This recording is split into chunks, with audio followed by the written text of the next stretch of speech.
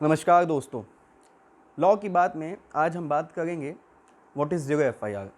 Zero FIR क्या है? आप सभी ने पिंक मूवी तो अवश्य देखी होगी।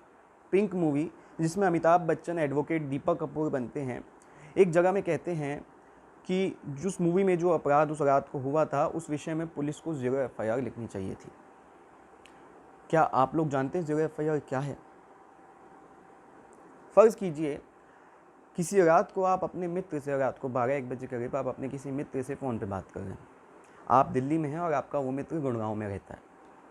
फ़ोन पे बात करते करते आपके मित्र ने आपको बताया कि उसको अंदेशा है कि उसके कमरे में कोई है।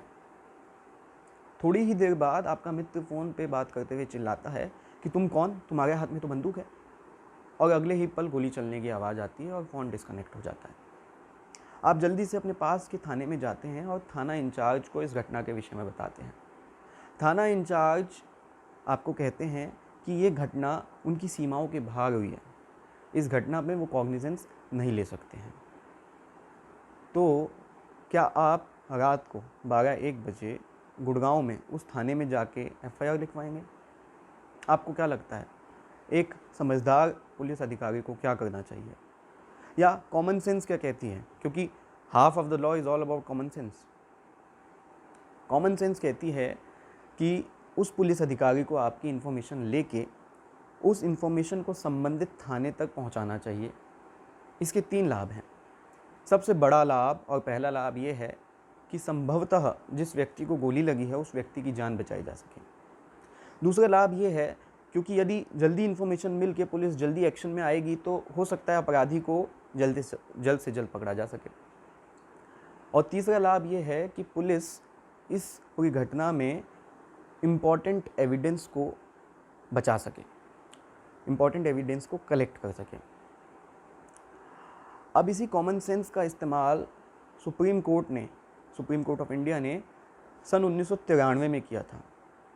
सन 1993 में सुप्रीम कोर्ट ने जजमेंट पास की थी कि टेरिटोरियल ज्यूरिसडिक्शन या सीमाओं के बहाने से कोई भी पुलिस अधिकारी कोई कॉग्निजेबल ऑफेंस के संबंध में एफआईआर लिखने से मना नहीं कर सकता। यदि किसी पुलिस अधिकारी को किसी ऐसे कॉग्निजेबल ऑफेंस की जानकारी मिलती है जो उसकी सीमाओं के बाहर हुआ है तो उस पुलिस अधिकारी को वो जानकारी या वो इन्फॉर्मेशन लेके उस इन्फॉर्मेशन को संबंधित थाने तक पहुंचाना है, जो कि ज़ीरो एफआईआर कहलाएगी। ये बात है सन 1993 की, 1993 की। अब मैं आपको लेके आना चाहता हूँ सन 2012। दिसंबर सन 2012 को दिल्ली में एक गैंगरेप हुआ जिसने पूरे देश को झकझोर दिया और जिसने भारतीय क्रिमिनल सिस्टम पे या भारतीय क्रिमिनल लॉ जिस ढंग से काम करता है उस पर कई सवाल उठाए। इस घटना के बाद जस्टिस वर्मा की एक कमेटी भी बनी। उस कमेटी ने एक ऐसा तथ्य सामने रखा या एक ऐसी बात सामने रखी जो सबको आपको भी हैरान कर देगी।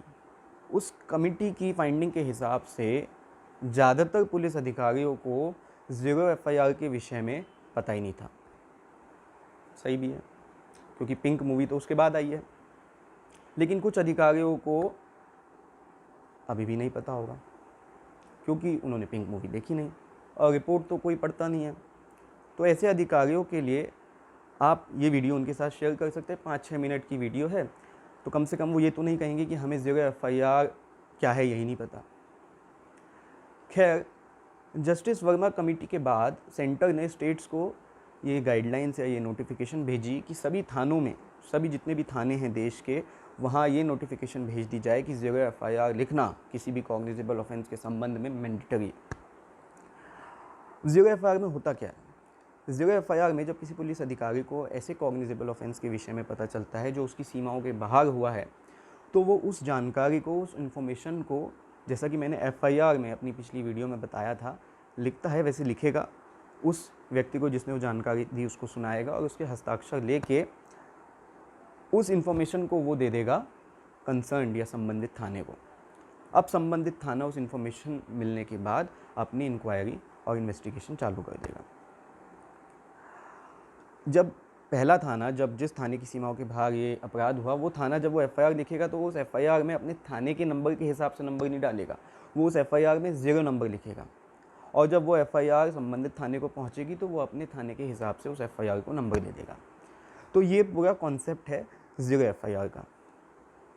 अब जब 2012 की घटना का मैंने बात बताई तो उस घटना के बाद ये भी तथ्य क्लियर हो गया कि यदि कोई पुलिस अधिकारी किसी कॉग्निजेबल ऑफेंस के संबंध में ज़ीरो एफआईआर लिखने से मना करता है तो आईपीसी के सेक्शन 166 ए के तहत उस पर कार्रवाई होगी और ऐसा पुलिस अधिकारी 6 महीने से लेकर 2 साल तक जेल में काट सकता है।